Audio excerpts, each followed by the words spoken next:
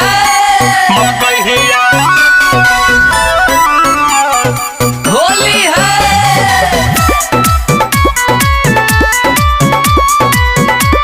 मगहिया दोनों जवान के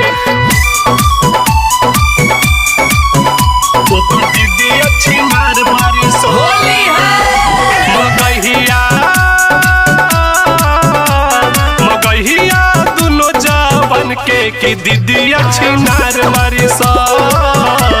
भागेला तैयार बारी सो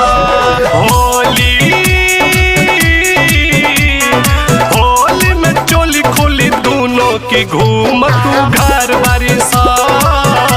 ओकर दीदी अच्छी नार बारी सो मगहिया दोनों जवान के ओकर दीदी अच्छी नार बारी सो मगहिया दोनों जवान के दीदी अच्छी नार होली बारी है सो आराम जाल सफाई कोनी के दीदिया पारा पारी मिर्चा लगेला दोनों के भाई बोले ले जब खेसारी बोले ले जब खेसारी आराम जाल सफाई कोनी के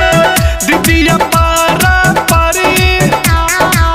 मिर्चा लगेला दोनों के भाई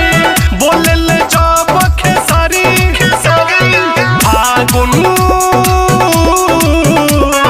फागुन में उड़ावेला चिड़ई के दुनो बुरल बाज बारी सो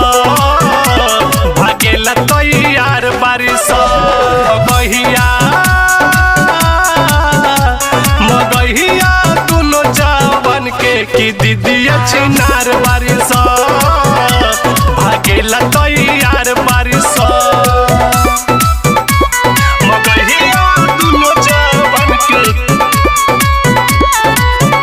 ओकर दीदी अच्छी नार बारी सो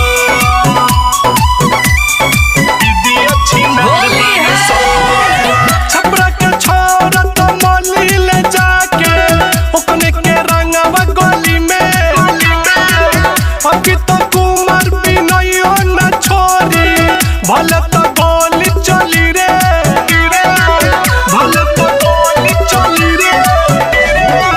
छपरा के छोरा तो मोली ले जाके ओकने के रंगवा गोली में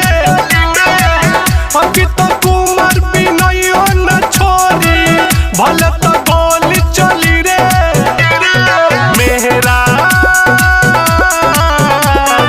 मेहरा तो पहन लगाई इच्छा चल छिनार बारी सो भागेला तैयार बारी सो मेगा रिकॉर्डिंग स्टूडियो ईश्वरपुर।